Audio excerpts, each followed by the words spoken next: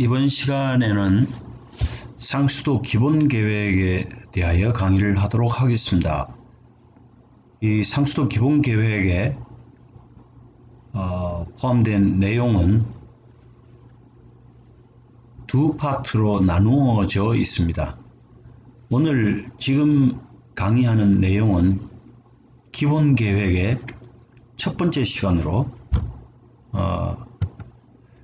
상수도 기본계획은 어떻게 수립하는가에 대한 순서에 대해서 강의하도록 하겠습니다. 첫 번째, 아무것도 없는 지역에 상수도의 기본계획을 마련하거나 아니면 기존의 시설이 있는 곳에 인구 분포가 달라지든지 아니면 지역개발이 진행이 된다든지 이런 계획이 있을 때, 즉 기존 시설을 확장해야 될 때 어떤 순서로 결정을 해야 되는가에 대해서 순서별로 강의를 하도록 하겠습니다. 첫 번째는 우선 현황조사가 필요합니다. 지역의 많은 요소를 고려하여 기술적으로, 사회적으로, 경제적으로 최적의 규모를 결정을 해야 되기 때문에 일단 모든 것에 대한 현황조사가 필요합니다. 그래서 특히 자연환경이나 또는 산업인구나 그 다음에 산업의 형태나 이런 것들을 조사하는 것이 현황조사라고 합니다.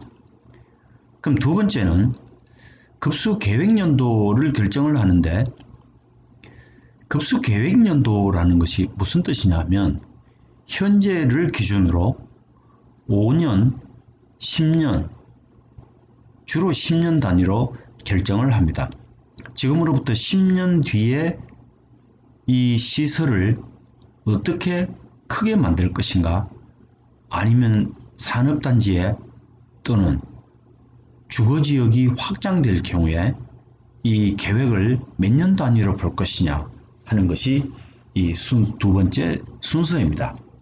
일반적으로 급수계획연도는 매 10년마다 결정을 하고 있습니다. 때에 따라서는 중간에 5년 만에 계획을 변경할 수 있습니다. 그렇지만 기본 계획은 10년마다 한 번씩 결정을 하도록 되어 있습니다. 그러면 상수도 기본 계획에서 기본적으로 필요한 이 결정하는 지역은 어떻게 되느냐 하면, 인구 분포를 어떻게 할 것인가, 아니면 산업지역을 어떻게 할 것인가, 또는 주거지역을 어떻게 확장할 것인가에 따라서 급수 대상 지역을 결정을 해야 합니다. 그럼 급수 지역에 해당되는 이 인구가 어떻게 분포할 것인가, 어떤 지역에는 인구 밀도를 어떻게 하고 또 어떤 다른 지역에서는 인구 밀도를 낮게 할 건가, 아니면 어떤 지역에서는 산업단지를 개발할 것인가, 거기에 따라서 급수 인구가 결정이 됩니다. 급수 인구에는 산업에서 필요한 상수도의 요구량도 포함이 됩니다. 그래서 그것이 결정이 되면 전체적으로 그 지역에 따른 급수량이 결정이 되고, 그럼 급수량이 결정이 된다는 얘기는 이미 물을 정수한 물의 양을 필요한 곳에다가 얼마나 공급해야 될 건가를 결정하는 일하고 동일하게 됩니다.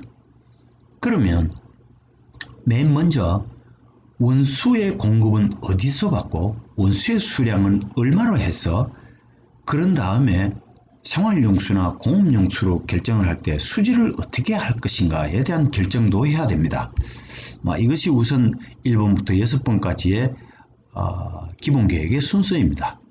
그럼 상수도 기본계획의 결정 흐름도를 보면, 맨 처음에 자연환경조사와 더불어 인구조사와 등고선 이런 것을 결정을 하기 위한 현황조사를 해야 됩니다. 그럼 거기에 따라서 거기에 필요한 인구가 얼마나 될 건지, 어떤 지역에 물을 공급을 해야 될 건지 하는 것을 결정을 합니다.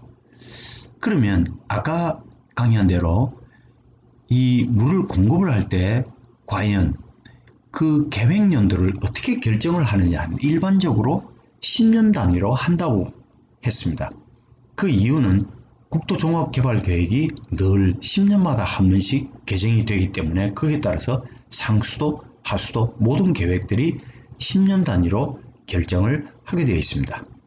그럼 상수도 기본계획에서 그럼 급수 인구의 추정을 어떻게 할 것인가? 이것은 실제로 그 지역의 인구 밀도를 얼마를 결정을 할 것인가, 또는 산업단지의 면적은 어떻게 하고 주거지역은 어떻게 바뀔 것인가에 따라서 거기에 주거해야 될 사람들과 입지해야 될 산업의 종류에 따라서 사용 수량을 추정하게 됩니다. 그럼 거기에 따라서 전체 급수량이 계산이 되겠죠. 그 추정된 그 급수량에 따라서 실제로 과부족, 많으냐 모자라냐에 따라서 다시 조사를 하게 됩니다. 그렇게 돼서 결정이 되면, 급수량이 결정이 되면 수원을 결정을 합니다. 수원이란 얘기는 물을 어디서 가져올 것이냐 이런 겁니다. 급수량이 취수 가령할 이 가령량보다는 크게 되겠죠. 그럼 결국은 시설 규모를 결정을 하는데, 시설 규모는 과연 급수량보다 더 많아야 되겠죠. 그러면 그 중에 상수도 기본계획 결정 흐름도를 보면 우선 저수시설, 취수시설, 도수시설, 정수시설, 송수시설, 배수시설, 급수시설 이렇게 되어 있습니다. 최종적으로 수도 꼭지가 달려있고 거기에서 물이 나오는 시설을 우리가 급수시설이라고 합니다. 맨 먼저 저수지나 댐이나 하천에서 물을 길러와야 되니까 그 시설을 우리는 저수시설이라고 합니다. 그 저수시설에서 물을 퍼오는 것을 우리가 취수시설이라, 물을 취한다 이런 뜻입니다. 취수시설에서 물을 퍼올려와서 어디로 보내냐면 정수시설, 네 번째 있는 정수시설, 정수처리장으로 보내기 위해서 물을 설치를 해야 되냐면 물을 원수를 흘려 보내야 됩니다. 어디로? 정수처리장으로. 그 시설을 도수시설이라고 합니다. 취수시설에서 물을 퍼올려서 정수처리장으로 보내는 중간에 있는 관로에 해당되는 것들이 주로 도수시설이라고 합니다. 그럼 정수시설에서는 필요한 수지를 만들기 위해서 정수처리를 하게 됩니다. 이 정수처리를 하게 되면 그 다음에는 어디로 보내냐면 배수시설, 급수시설로 보내야 되는데 관로를, 역시 관로를 통해서 보내게 됩니다.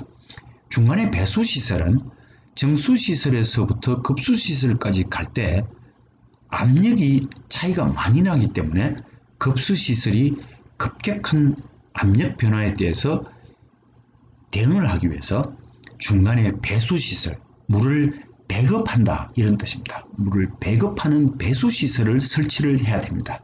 그래서 정수시설에서 배수시설까지 가는 그 관로를 우리는 송수시설, 물을 보낸다 이렇게 해서 송수시설이라고 합니다.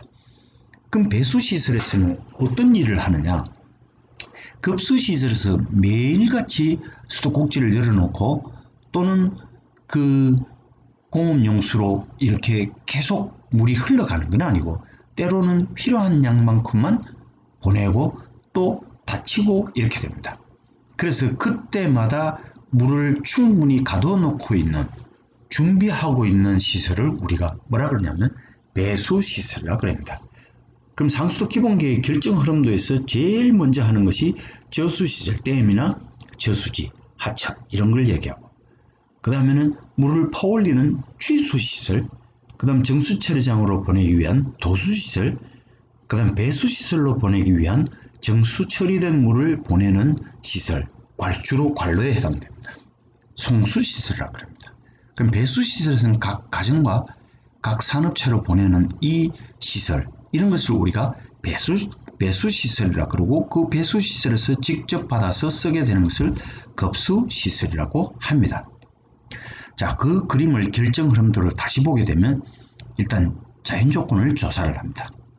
그 다음에 사회적 특성을 조사를 하고 상하수도 현황을 조사하고 관련 계획을 조사를 하게 됩니다. 자, 그럼 자연조건 조사를 하기 위해 가장 중요한 것은 어떤 지역을 설정을 할 것인가, 위치 및 면적을 결정을 합니다. 그 다음에는 이 관로가 지나가야 되고 도수시설과 송수시설이 지나가야 되니까 표고 분석을 해야 됩니다. 높낮이를 분석을 하고, 그 다음에 그 관로가 지나가는 데에 따라서 때로는 땅을 파야 되고 하는 거니까 지질 조사를 해야 되고, 그 다음에 천재지변이 일어나는 것을 피해야 하니까 지진 이런 것을 또 조사를 해야 됩니다. 그래서 상수도 시설 설치에 관한 타당성을 분석을 하게 됩니다. 그 다음에는 물이 자연유화를 하게 되면 에너지를 가장 적게 씁니다. 그럴 때 우리는 하천과 수계를 이용을 합니다. 그래서 당해 지역의 하천 및 수계를 분석을 하게 됩니다. 그것이 자연조건 조사의 기본입니다. 그럼 자연조건 조사에서 위치는 어떻게 할 것인가, 어떤 지역을 하고 어떤 면적에다가 이 시설들을 설치를 할 것인가에 대한 결정을 하게 됩니다. 특히 천안시 같은 경우는 충청남도 동북부에 위치하기 때문에 이 위치에다가 하게 됩니다. 그래서 표고 분석을 하게 되면 녹색으로 표시된 것이 산지지역입니다. 산지지역이니까 이 지역을 통과를 할 때는 하천, 물이 흐르는 하천의 방향이나 그 다음에 들판을 통과하는 이런 것들이 유리하죠. 공사비가 적게 드니까. 그래서 나머지 지역, 녹색이 아닌 지역에는 주로 농지나 그 다음에 주민들이 살게 되는 주거지역이 되겠죠. 또는 산업단지 이런 쪽으로 분석을 할 수가 있습니다. 표고 분석을 한 다음에 그 다음에 하천과 수계를 하는 이유는 물이 어떤 방향으로 흐르는 것이 유리할 것인가, 배수지는 어디다 위치하는 것이 유리할 것인가, 하수도 시설은 어디에 위치하는 것이 유리할 것인가. 역시 등고선에 따라서 물의 흐름에 따라서 물이 모아지는 곳으로 물을 하수 처리장을 설치를 해야 되고, 상수도는 거기에 따라서 자연유화를 할 수 있도록 경비가 적게 드는 방향으로 배수지를 설치를 해야 되겠죠. 그래서 북쪽엔, 천안의 북쪽에는 안성천 수계가 있고, 서쪽으로 흐르는 서해로 흐르는 삽교천 수계가 있고, 동쪽으로 흐르는 금강 수계가 있습니다. 자, 그 다음에 사회적 특성 조사에서 가장 중요한 것은 인구입니다. 그래서 얼마나 많은 사람들이 그 지역에 살게 될 것인지, 그 다음에 어떤 산업이 거기에 분포를 할 것인지, 거기에 따라서 산업별 종사하는 인구의 현황은 어떻게 할 건지, 그러면 그 토지 이용을 할 때 얼마의 면적은 주거지역이고 어떤 지역에서는 공업지역이고 어떤 지역은 상업지역으로 할 것인지에 대해서 사회적 특성을 조사를 하게 됩니다. 자, 그럼 사회적 특성 조사에서 행정구역으로 본다면 이 천안시의 중앙에 있는 이 생활권, 중심 생활권이라고 합니다. 거기에 주로 거주지역이 많습니다. 사람들이 공동주택도 많이 가지고 있고 구도심도 여기에 있고 그렇습니다. 동쪽은 주로 산지지역, 아까 본 대로 녹색으로 표시되어 있는 산지지역입니다. 그래서 목천, 병천 이런 지역이고, 그 다음 북쪽에는 평택과 인접해 있는 지역으로 분류가 되어 있고, 남쪽으로는 역시 마찬가지로 높은 산맥으로 둘러싸여 있는 광덕, 풍세 지역이 되겠습니다. 자, 그러면 사회적 경제 산업 현황에 대해서 이야기하도록 하겠습니다. 2010년 정도, 2005년 정도에 조사한 총 인구가 천안시 인구가 51만이었습니다. 그럼 그때 당시에 노동 연령 인구가 몇 %고 경제 활동 인구는 몇 %이고, 그럼 취업 인구로서는 1차 산업에 몇 명이 종사를 하고 있고, 2차 산업에, 그 다음에 3차 산업에 몇 명이 종사를 하고 있는지에 대한 경제 산업 현황을 조사를 하게 됩니다.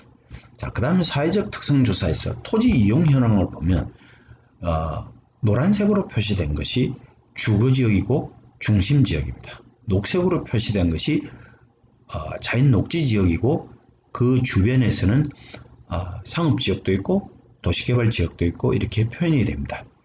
그 다음에 좀 페일 옐로우, 아주 옅은 노란색으로 표시된 것이 준농림지역이라고 해서 일반적으로 농사를 많이 짓게 되고, 그 다음에 녹색, 짙은 녹색으로 표시된 것이 산지지역입니다. 자, 그럼 관련 계획을 조사를 해야 되는데, 일단은 가장 중요한 것이 이 계획은 상수도나 하수도와 마찬가지로 도로계획, 항만계획, 이 모든 것들이 10년마다 한 번씩 기본 계획을 하게 되어 있습니다. 그럴 때 그렇게 하는 이유는 국토 이용에 관한 이 법률에 의해서 국토종합계획은 10년마다 한 번씩 하도록 되어 있습니다. 그래서 제일 기본 단위인 지방자치단체부터 그 다음에 광역자치단체, 그 다음에 그렇다면 일반 시군구에서 그 다음에 도 광역단체인 광역시, 그 다음에 국토종합계획, 이것을 모아서 전체적으로 국토균형 발전을 위한 국토종합계획을 검토를 하고 설치를 하게 되고 계획을 하게 됩니다. 그래서 그랬을 때 필요한 곳에 물을 양을 계산을 했을 때 어떤 지역은 남게 되고 어떤 지역은 모자라게 됩니다. 이런 것을 우리가 과부족이라고 합니다. 그래서 수량 확보에서 과부족을 예측을 하게 되고, 자, 그 다음에 상수도 관련 계획으로 본다면 용도별, 그러니까 이 생활용수, 산업용수,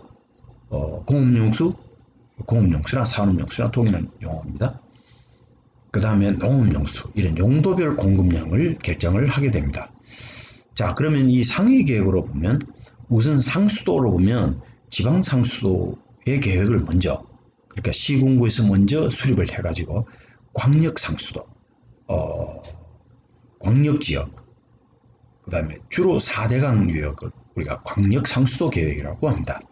그럼 주변정부, 천안이 주변정부로 본다면 아산시가 있겠고, 지방정부로 보면 천안시 도시개발계획에서 사람들이 얼마나 많이 인구가 변동이 있을 것인가, 거기에 따라서 어떤 면적은 인구가 집중이 되고 어떤 면적에는 산업단지가 형성이 될 것인가에 대한 도시기본계획을 수립을 하게 됩니다.